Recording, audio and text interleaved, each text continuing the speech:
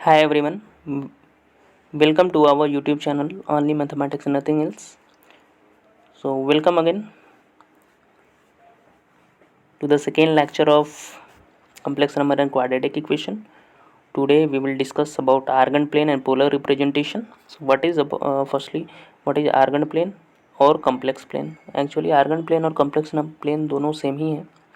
तो ये एक ऐसा प्लेन होता है जिसमें complex number the plane having a complex number assign to each of its point. Complex number का जो पॉइंट्स है उसको शो किया जाता है जिस प्लेन पे, उसको कम्प्लेक्स प्लेन या आर्गन प्लेन बोला जाता है. तो कम्प्लेक्स नंबर को शो किया जाता है. यहाँ पे कम्प्लेक्स नंबर के डिफरेंट पॉइंट्स को यहाँ शो किए जाते हैं. एज फॉर एग्जांपल आप फिगर से देख सकते हैं डिटेल. आप ये ओरिजिन, ये एक्स एक्स डैश एक्सिस है, ये वाई वाई डैश एक्सिस है. बीच में ओरिजिन यहाँ होता है.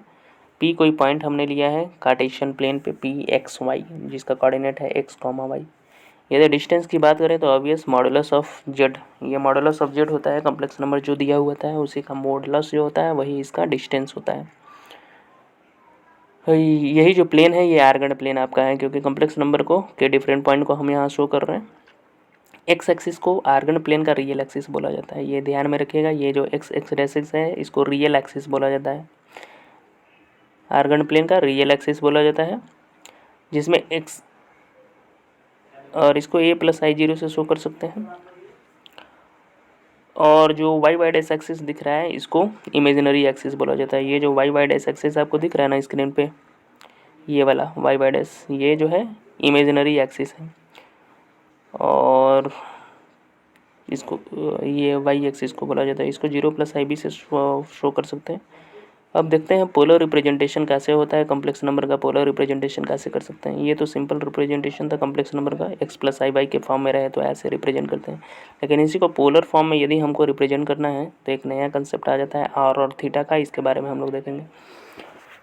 तो देखते हैं कैसे करते हैं पोलर रिप्रेजेंटेशन. उसके लिए फिर से हम लोग एक बना लेते हैं. एक्स एक्स रियल एक्सिस और इमेजिनरी एक्सिस बनाना जरूरी है. ये रियल एक्सिस होता है, ये इमेजिनरी एक्सिस होता है, आपको पता है. इमेजिनरी नंबर के लिए इमेजिनरी पार्ट के लिए इमेजिनरी एक्सिस, रियल पार्ट के लिए रियल एक्सिस.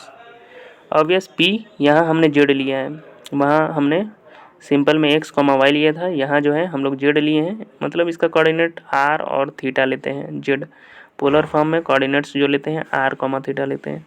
ये जो हम लोगों को आया था previous X square plus Y square था, उसी को यदि पोलर फॉर्म में यदि ले R equal to modulus of Z, simple हम लोग ऐसे ही लिख दिए हैं. ये डिस्टेंस है, ओपी का डिस्टेंस है, और angle positive x x positive direction में बना रहा है, थीटा एंगल बना रहा है ओपी एक्स एक्सिस के साथ.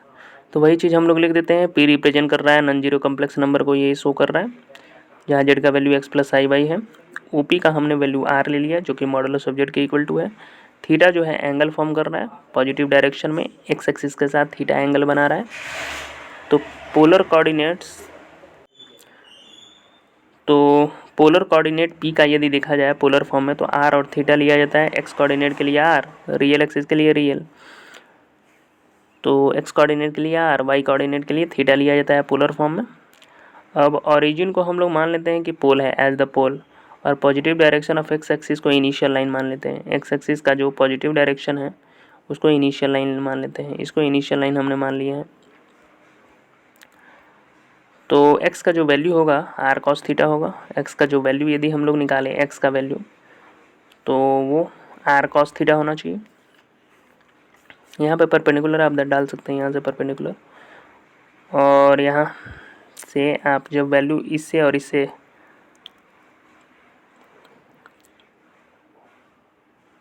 और इससे आप देख के आप फाइंड आउट कर सकते हैं.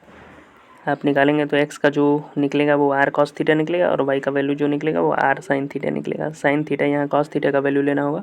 तो कॉस थीटा परपेंडिकुलर जब हम यहाँ ड्रॉ करेंगे तो कॉस थीटा इक्वल टू आपको पता है what is cos theta, sine theta perpendicular divided by hypotenuse, cos theta base divided by hypotenuse. Base जो है आपको देख सकते हैं यहाँ से यहाँ जो दूरी है डिवाइडेड बाई आर. तो x डिवाइडेड बाई आप आर कर सकते हैं. x का वैल्यू यहाँ निकालेंगे तो आर कॉस थीटा होगा, इसीलिए हमने x का वैल्यू आर कॉस थीटा लिया. यहाँ परपेंडिकुलर रहने दें. अब in the same way y का वैल्यू यदि हम लोग देखें साइन थीटा लेना होगा। साइन थीटे का वैल्यू लेंगे तो क्या होगा, साइन थीटे का value perpendicular divided by hypotenuse होता है। परपेंडिकुलर ये तो y है आपका, तो ये sine theta is equal to perpendicular y है डिवाइडेड बाय हाइपोटेनस जो है r है, तो y का वैल्यू r साइन थीटा होता है। तो इसीलिए हमने x का वैल्यू r कॉस थीटा लिया और y का वैल्यू r साइन थीटा लिया। इसको यदि हम कम्प्लेक्स नंबर z को लिखना चाहें तो z इक्वल टू आपको पता है z equal to X plus I Y होता है। तो x का वैल्यू तो r कॉस थीटा आपने लिया है, तो r cos theta plus I sine theta R cos theta plus I Y का वैल्यू है आर साइन थीटा। आप आर को कॉमन जब लेंगे तो cos theta plus I sine theta, ये जो आया ये इसी को पोलर फॉर्म कहा जाता है। कॉम्प्लेक्स नंबर का पोलर फॉर्म जो है यही है। इक्वेशन फर्स्ट ये जो दिख रहा है यही पोलर फॉर्म में आर और थीटा के फॉर्म में रहता है, यही जो है polar form of complex number है। जहाँ आर का वैल्यू जो होता है, आर का वैल्यू मॉडुलस ऑफ जेड होता है, that will be equal to under root X square plus Y square होता है। ये हमेशा ध्यान में रखना है, इसी को मॉडुलस ऑफ जेड बोला जाता है। थीटा जो है यहाँ दिख रहा है, ये सब जो थीटा एंगल दिख रहे हैं इसको आर्गूमेंट बोला जाता है या एम्पलीट्यूड भी बोला जाता है। आर्गूमेंट या एम्पलीट्यूड ये थीटा को बोला जाता है। इसको यदि डिनोट आपको करना है तो A R G of Z से डिनोट किया जाता है। आर्गूमेंट को ए आर जी लिख दिया जाता है और जेड, तो theta equal to argument of Z है। मॉडुलस ऑफ जेड की बात किया जाए आर इक्वल टू तो under root X square plus Y square. अच्छा, प्रिंसिपल आर्गूमेंट क्या होता है, तो यदि value of theta minus pi से पाई के बीच में यदि हम लोग ले रहे हैं ना, थीटा पाई भी हो सकता है लेकिन माइनस पाई से ग्रेटर होना चाहिए, तो वो प्रिंसिपल आर्गूमेंट बोला जाता है। माइनस पाई से पाई के बीच में नहीं ले रहे हैं, मतलब बाउंडेड कर दे रहे हैं, एंगल को बाउंडेड यदि कर दिया जाए तो वो प्रिंसिपल आर्गूमेंट होता है। अब आपको एक क्वेश्चन दिया जा रहा है कि रिप्रेजेंट करना है complex number z is equal to 1 plus I root 3 को पोलर फॉर्म में। तो सबसे पहले तो इसको कम्प्लेक्स आर्गन प्लेन पे कैसे शो करेंगे, तो ये जो है रियल पार्ट है, ये इमेजिनरी पार्ट है। यहाँ p लेते हैं p ऑफ z, ये r theta r and theta ये हो गया। r का जो वैल्यू हुआ ये x और y कोऑर्डिनेट 1 और रूट 3 है, x और y है p x y, और obvious r cos theta equal to क्या होगा, x का कोऑर्डिनेट x होता है, x equal to R cos theta होता है, तो R cos theta equal to X का हमने 1 लिख दिया। आर साइन थीटा y वाला y equal to R sine theta होता है, हमने लिख दिया। फर्स्ट एंड सेकेंड सपोज कर लिया। फर्स्ट एंड सेकेंड को स्क्वायर और ऐड करो, जब स्क्वायर और ऐड करोगे तो आप पाओगे R square cos square theta plus R square sine square theta आप पाओगे। और राइट हैंड साइड में स्क्वायर और ऐड करोगे तो 1 स्क्वायर प्लस अंडर रूट 3 का स्क्वायर। आर स्क्वायर को कॉमन लो, दोनों में है, cos square theta plus sine square theta होगा इक्वल टू 1 प्लस 3 होगा। Further R square equal to 4 and ultimately R is equal to 2। R का जो वैल्यू आएगा वो 2 आएगा। हमने पॉजिटिव वैल्यू ही लिया क्योंकि कन्वेंशनली आप देख सकते हो फर्स्ट क्वाड्रेंट में हमने लिया है, पी जेड का वैल्यू फर्स्ट क्वाड्रेंट में लिया है, तो जो भी होंगे सारे पॉजिटिव होंगे, इसलिए आर का वैल्यू जो होगा वो पॉजिटिव होगा हमारा।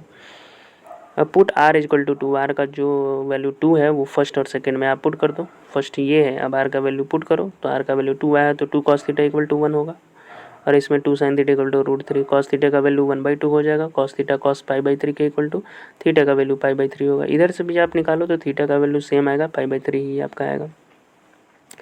तो थीटा का वैल्यू अल्टीमेटली पाई/3 आएगा। थीटा आपको पता है आर्गूमेंट होता है, आर्गूमेंट जो होता है वो थीटा होता है, और आर्गूमेंट का वैल्यू आया हो पाई/3। यदि इसको पोलर फॉर्म में आप लिखना चाहो तो Z equal to polar form में लिखने के लिए R cos theta plus I sine theta के फॉर्म में आपको लिखना होगा।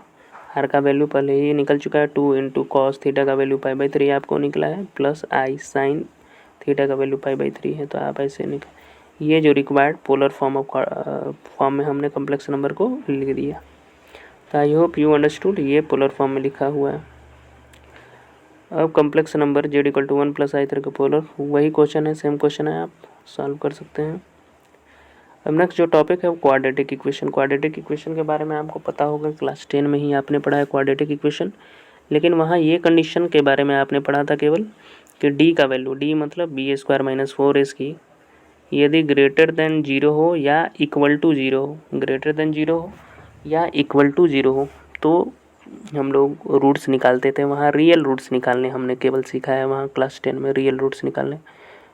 और इसमें जो है जब इमेजिनरी रूट डी का वैल्यू लेस देन 0 होगा, डी का वैल्यू कहने का मतलब b² minus 4ac less than 0 होगा, तब हम लोग रूट्स कैसे निकालेंगे उसके बारे में हम लोग समझेंगे।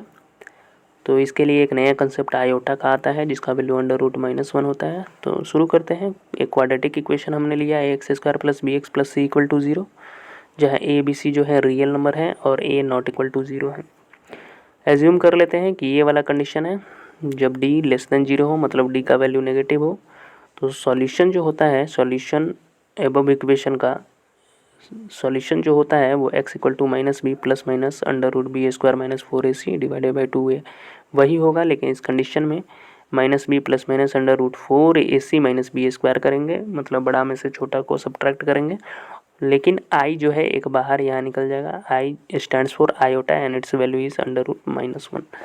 तो यही एक चेंजिंग होता है जब नेगेटिव नंबर्स हो, तो हम लोग नेगेटिव डिस्क्रिमिनेंट है तो ऐसा कंडीशन में इस फार्मूला पे बैठा के हम लोग रूट्स फाइंड आउट करते हैं। एक क्वेश्चन से समझने का प्रयास करते हैं, सॉल्व करना है आपको, ये मतलब रूट्स इसके फाइंड आउट करने हैं। कंपेयर करें x² + bx + c से, तो आपको a का वैल्यू 1 मिलेगा, b का वैल्यू 1 मिलेगा, c का वैल्यू 1 मिलेगा। d का वैल्यू निकालें, b² - 4ac - 3 जो कि 0 से छोटा है। आप देख सकते हैं d का वैल्यू 0 से छोटा है।